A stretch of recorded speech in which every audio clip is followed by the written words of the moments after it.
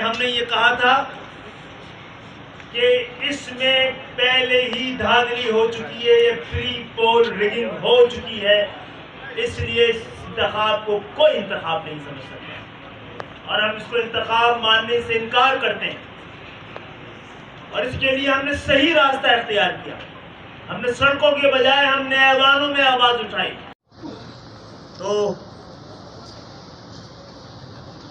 ہم احتجاجاً دستبردار ہو رہے ہیں اور کل کے انتخاب کو، کل کے الیکشن کو ہم الیکشن تسلیم کرتے نہیں ہیں، اس کے خلاف آواز بلند کرتے رہیں گے۔